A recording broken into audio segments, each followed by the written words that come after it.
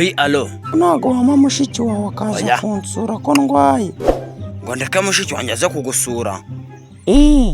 Wagicucu wese ubukeka ko nyobeye ko ari wowe witumye ku irembo ryo kwa Kadomoro. Sha wagiye ureka. Ntabwo ari wowe turi mu nama wasuze abantu bose bagahita bava mu nama itarangiye. Wagiye ureka koko ubu ntago wama mushiki wawe akaza kunsura ko ndwaye.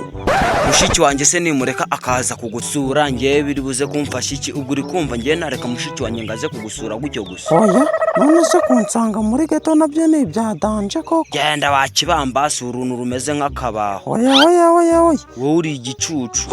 Iwanyu muri abakene ndaza no kumugurira ibiryo tunateka tujye.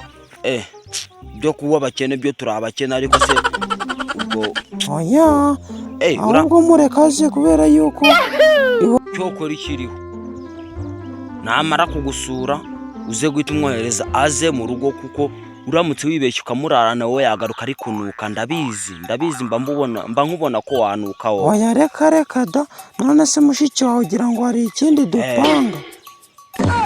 Mureke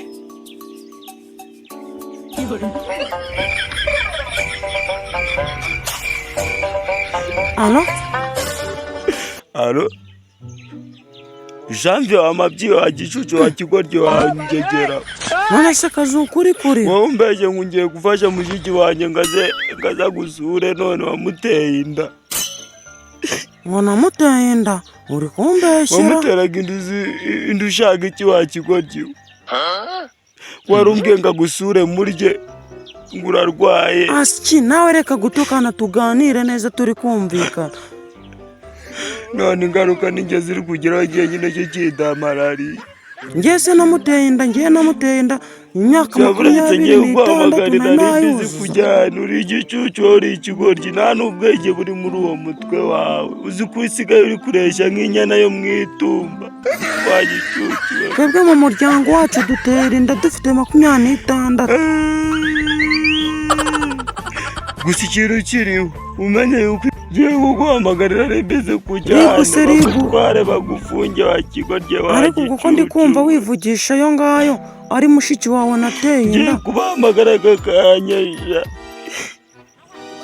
kandi nabwo ikabitaramara igihe kirekire. Ubwo ngubwo aramutse ari mama wawe nyiteye bwo wabifata ute?